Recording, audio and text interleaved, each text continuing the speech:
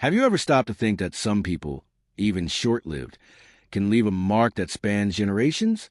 As if their words, their way of life, and even their silences continue to resonate long after their departure?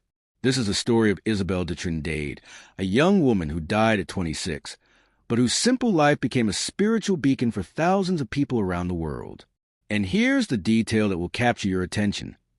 Isabel didn't accomplish great things in human eyes, but she discovered a secret that can also transform your life, living each moment in profound union with God.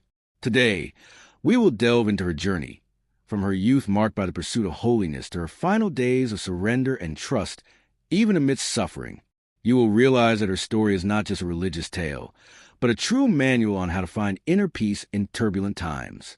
More than historical facts, Isabel offers us practical lessons, capable of changing the way we face our daily battles.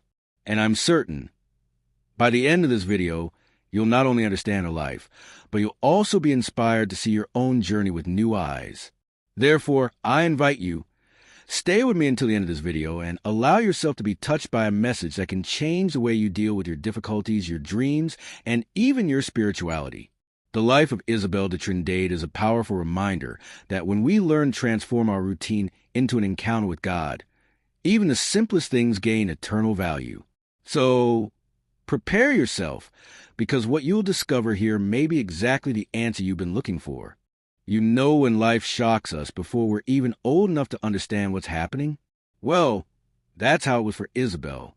As a child, she saw her mother leave too soon and grew up with the weight of silence at home.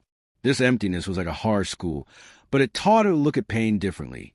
Anyone who has lost someone close knows. Longing isn't just absence. It transforms into strength when used as fuel. And that's exactly what little Isabel began to discover without realizing it.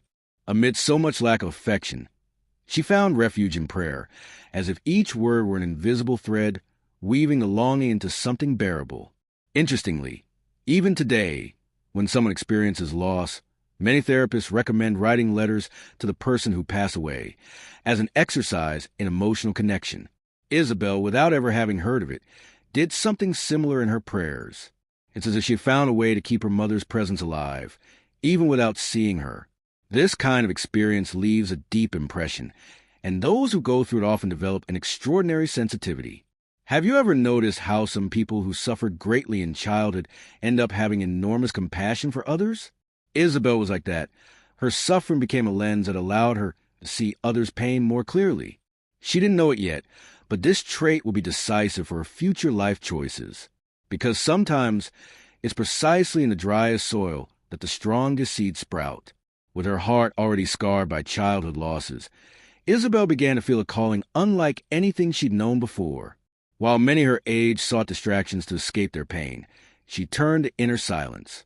It was as if something was pulling her closer to God, an invisible force that transformed her wounds into a drive to seek meaning.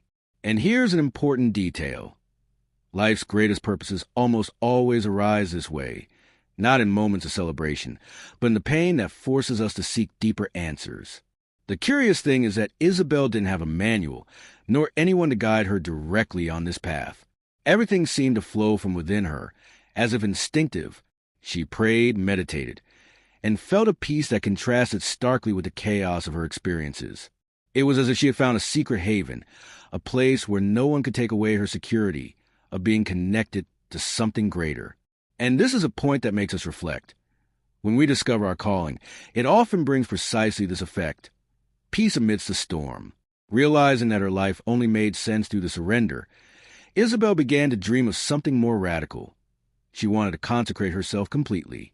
And you see, it wasn't a decision based on escaping the world, but on the certainty that only by living this way could she find fulfillment. This is where her story begins to stand out. Because while many sought power, status, or material possessions, she chose the path of renunciation. This contrast is what makes us stop and think, what truly gives meaning to our own lives? Deciding to follow a vocation is beautiful to hear, but living in practice is quite different. Isabel discovered this early on. Those around her didn't always understand her choices, and she had to deal with looks of distrust and even criticism. After all, It's not easy to explain to the world why someone decides to give up pleasures and security to pursue something that seems invisible. But that's precisely where her determination proved unshakable. When many would have given up under pressure, Isabel remained steadfast, as if each obstacle were a test that strengthened her even further. These challenges were not only external, but also internal. She faced moments of doubt, crises of faith, and that silent voice every human being has heard. Are you on the right path? However, Isabel had a powerful answer. Instead of running away from these questions, she brought them to prayer. And this detail makes all the difference, because the greatest saints were not people who never felt fear or hesitation, but those who learned to transform these struggles into dialogue with God. Isabel, even at a young age, already understood this dynamic. Each difficulty that arose ended up functioning as a kind of polishing process. Think of a precious stone. Rough, it doesn't have much value, but as it's polished by knocks and cuts, it reveals its brilliance. This was the case with Isabel. The criticism, the moments of solitude, the daily trials, all of this shaped her. Instead of breaking her, the obstacles made her more firm in what she believed. And this is a point that connects her story with ours. We all face difficulties, but it's how we react to them that defines the course of our lives. If there's one thing that sustained Isabel through every battle, it was prayer. She didn't see prayer as a repetition of words, but as a real encounter, almost like a heart-to-heart conversation. Each moment of silence before God was nourishment for her, a source of courage to carry on. Have you ever noticed how some people seem to carry an inexplicable peace, even in the midst of situations that would destroy anyone? This was Isabel's hallmark. Her strength came not from herself, but from the intimacy she cultivated in her spiritual life. The most interesting thing is that this practice wasn't something extraordinary in the sense of visions or revelations, but rather in its constancy. Every day, without exception, she sought the space of retreat.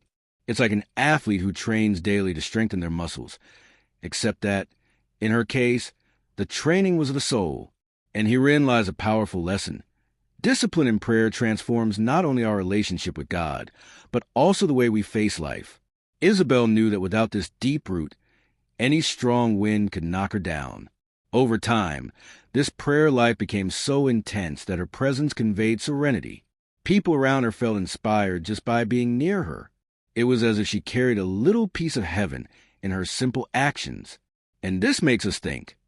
Perhaps the greatest proof of authentic spirituality isn't in the beautiful words, but in the silent impact it has on those who cross our path. Isabel, without realizing it, was already a lit flame, illuminating hearts just by existing in that way.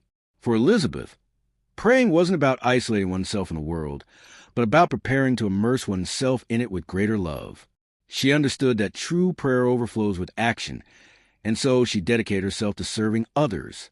She visited the sick, comforted the afflicted, and helped those most in need with simple yet meaningful gestures.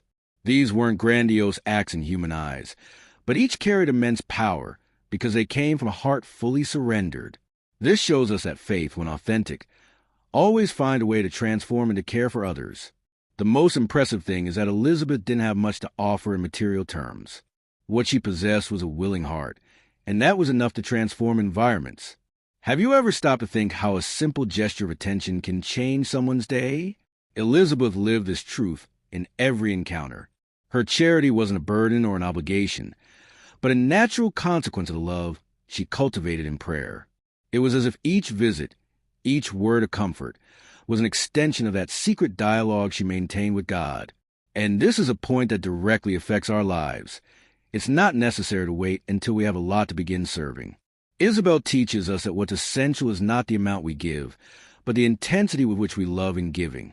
Small acts, when done with a heart, become seeds of transformation. And this is how the young woman left her mark, not only on those she helped, but on all who witnessed her way of life. Her faith was contagious because it became concrete, visible, and palpable in her service to others. Isabel's life may have been short, but its impact has spanned the centuries. She died young at 26 from a serious illness, but even in her final suffering, she left a message of hope. Her strength lay in living each moment united with God, and for this reason, her last words and actions became a true spiritual testament. What's striking is that Isabel didn't seek recognition, but precisely in this humility, her influence grew. Today, her writings and testimonies continue to inspire thousands of people to live a deeper and more authentic faith. Her legacy is not only in her books or recorded prayers, but in the way she demonstrated that it is possible to live in the constant presence of God in everyday life. For her, it wasn't necessary to be in a monastery to experience this intimacy. It was enough to cultivate within oneself awareness that we are never alone. This profound simplicity is what makes her life so timely. Amidst the rush, anxiety, and emptiness that so many people face, Elizabeth remains a beacon, reminding us that true peace comes from within. Being canonized by the Church only confirmed what was already evident. Her holiness was not built on great, spectacular deeds, but on daily, silent, and persevering fidelity. This is a kind of example that never ages, because it touches directly on the essence of what we all seek, a life that makes sense, that leaves a positive mark, and that is aligned with the eternal. Elizabeth of the Trinity shows us that the path to this is closer than we think. It begins within ourselves, in our daily encounter with God, and is revealed in how we treat others. As we look at the life of Isabel de Trinidad, we realize that her story is not just about a young nun, but about someone who discovered the secret of transforming the ordinary into the extraordinary. Every prayer, every act of charity, every silence offered to God became a brick in construction of a legacy that has stood the test of time. And this makes us reflect. Perhaps the greatness of life lies not in spectacular feats, but in the constancy of small acts lived with love and faith. Isabel invites us to live more deeply, remembering that what is essential is not seen with the eyes, but felt with the heart. Her short but intense life shows that we don't need decades to make a mark on the world, but rather purpose. Amidst the pain she faced, she chose to remain steadfast, making it clear that true strength comes not from circumstances, but from what we carry within. Isabel de Trinidad left a message that resonates to this day.